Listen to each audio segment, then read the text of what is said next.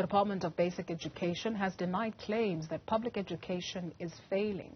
That's after a report by Bloomberg suggested that private schools are doing far better, or the business model is doing far better than state schools. We're now joined by Mhlanga. He speaks for the Department of Education. Thank you very much, sir, for your time this afternoon. Perhaps let's start with the understanding of this Bloomberg report. You can put it into context, please, for our viewers. Yeah, thank you so much for the opportunity, and good afternoon to you. Well, the article is suggesting that the growth in private sector education is happening because public education is failing, and they are saying that is incorrect. Their growth can only be attributed to numbers. Numbers in terms of learners enrolling in their schools, but also numbers in terms of the financial gains that they are making, the profits that they are making from the fees that are payable to the schools. So we are saying as a department that the growth that is taking place in private schools is happening because of the general growth in the population in the country. Because the enrollment numbers in public education have never gone down. In fact, they are going up. We are standing at 14.3 million children in the system right now.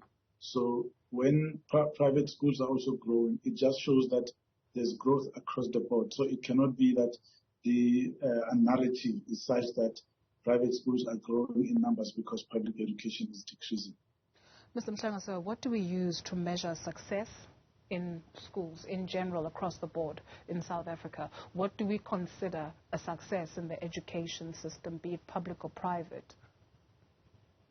Well, there isn't a single tool. There are various things that you look at, but education being the main focus, curriculum implementation. You look at whether the learners who are entering the system are passing and they are moving from grade to grade at different times. We know that as a country we tend to focus on grade 12, but there are other grades as well that are equally important, like grade 3, for example, the switch that happens from when the learners are doing the foundation phase. And when learners are leaving primary school at grade 7, how many of those learners that went in are going out, and when they go out, do they know what they were supposed to know? Are they able to read? Are they able to write? And are they able to count?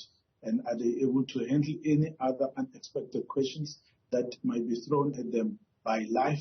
Because that's what we teach for. We're not teaching to pass an exam. We're teaching to equip them with life skills that they would require for them to be able to navigate different challenges that they might need in life, but also to equip them with the skills that they need for them to make informed decisions that will enhance their lives. So we look at those particular skills, and when you look at private schools, they've got their own curriculum choices that they make. In public education, we've got a single curriculum which covers all the 25,000 schools that we have. Okay. The common thread or the common factor is that whether you're from a public or a private school, you're likely to meet at an institution of higher learning in South Africa. And so if we use the tool of passing or comprehension, for example, what do the figures suggest? That children in private school are passing at higher rates than children in primary school in trying to ascertain the success of public schools or private schools? Yeah, with that question, you immediately encounter another challenge. 14.3 million children are those that are in the public education system, but you only have less than 1 million, about 750,000 learners in private education. So when they go to an institution of higher learning, obviously you are going to have more learners from public education. Even when you look at their pass rate, they are going to be more. It's because the two cannot be compared. Private schooling system in the country is very small. Even when you say it's growing, the numbers are approaching 1 million. But what is 1 million versus 14.3 million? So we shouldn't even be comparing in any other way whatsoever. I know that there's always a temptation to even compare those that write private education examinations such as IEB, Sakai, and others versus the DBE examinations. You can't, because here we've got about 900,000 learners writing matric versus about 11,000 those that are in private education. So we shouldn't even be comparing, because the numbers will always be higher when you look at those that come from public education versus private schools. when you rightfully so, we should not be comparing. When you take a look at the offering of so-called private schools in South Africa, what is it that parents are looking for, right? So why would you find the almost 1 million looking to go to private schools, which speaks to affordability, not only affordability though, because some of them will tell you that it's the holistic approach, whether it's extramural activity, whether it's the cleanliness of the school, whether it's the psychosocial needs of the child, security in terms of the school, or whatever else it is that is offered, including meeting other people that may even advise, right? But when you take a look at public schools, for instance, can we confidently say that we offer our children that, where you've got security, where you have got psychosocial support, where you have got a holistic approach in producing an individual that is able to hold their own in life? Yeah, when it comes to the provision of resources, you find that private schools, you will pay for everything that you need there, and they also select those that can afford and those that are performing based on where they're coming from. They check their records and they're admitted based on that. But in public education, we accept everyone, the worst performers and the best performers. And the idea is that we need to give them an equal opportunity and that everyone must be supported and each one must pass and exit the school with a qualification that will give them an opportunity to go explore other opportunities as well. There are challenges in the public education system because there we have to accept all the learners irrespective of where they come from. We know there's also huge migration of people into the country, into various provinces and into the urban centers, which is where you're more likely to find overcrowding. Because the policy says that we cannot turn away any child, we accept them until there's no space. We are not looking at the cost factor, we are looking at access as to whether that child is able to go into the school. And once they're there, then we have to make a plan of how to accommodate each one and how each one must be educated and be given good quality education. It's not always the case everywhere because there are challenges that we are not able to resolve. With some of the successful schools, we find that parents send their children there instead of fixing the schools that are near them that are giving them problems. You find that they choose to take their children to a certain school which ends up being overcrowded. But when you look at resources, the resources are struggling as well because people are coming through in huge numbers.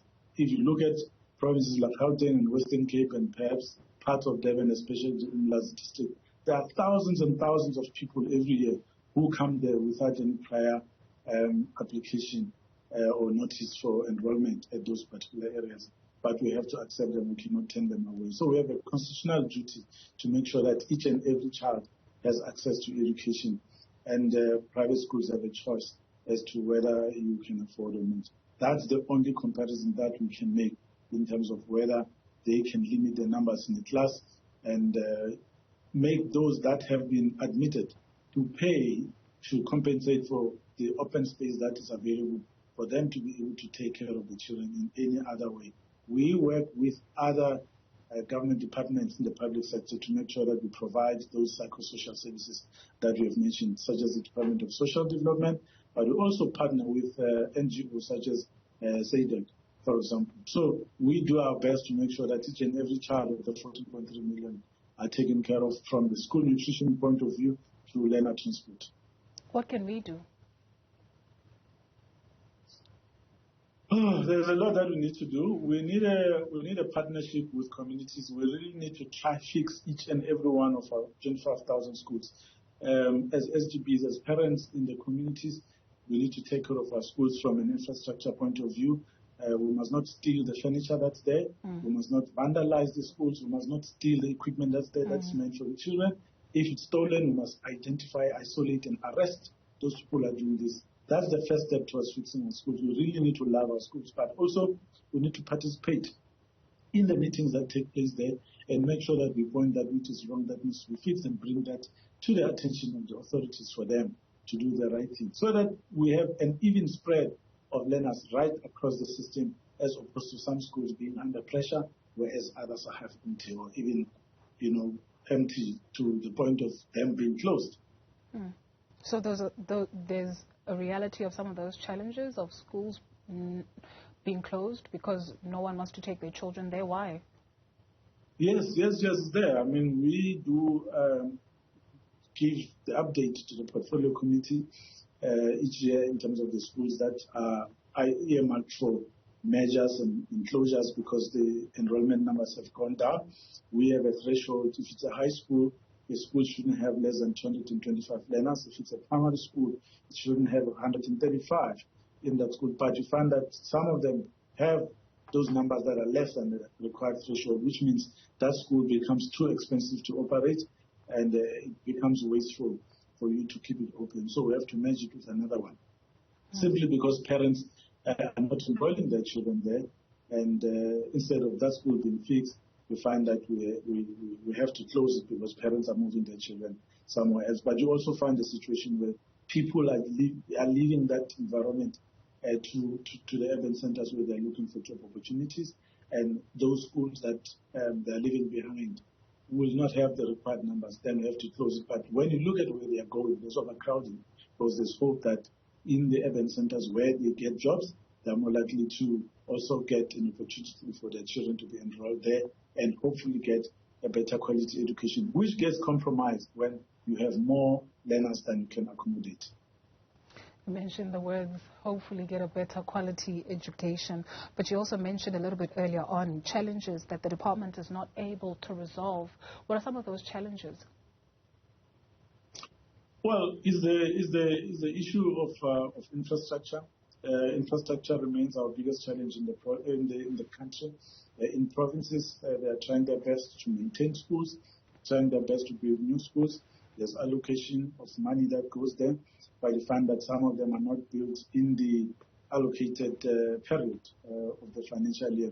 Then we have to roll over funding to the next financial year. And there's a variety of challenges that slow down the progress of that. In some cases, it's lack of capacity inside a department, for example, that is able to make sure that planning happens and that execution takes place as well for schools to be built on time. But you also find a problem where you have the capacity, you have the money, but then you have the business forum people who will also stop projects because they're demanding to be involved in those particular projects that are there to provide much-needed school infrastructure.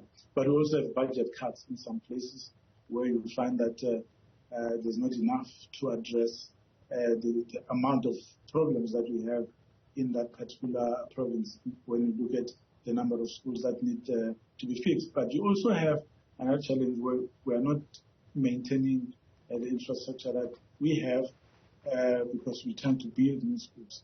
And that also becomes a problem because a sizable number of our schools are already older, built in the 70s and some in the 60s. They need to be rebuilt. But we've also built some brand new schools in rural areas which are half empty now because people have moved from those areas because of economic opportunities which they want to find in other places, which means you have spent money, but the value for that money is not being realized. That makes you want to slow down, review your building plans and see if you really need to be building new schools or just closing some and merging with others and then improving the conditions in those particular schools. So there's a lot, but you also have the other challenge where you have organizations, you have churches, you've got political parties and NGOs who are also utilizing the schools as their offices or as their meeting places, which means the wear and tear of the equipment and the resources in that school goes much faster than it should if the school was just used for education purposes. Thank you so much, sir, for your time.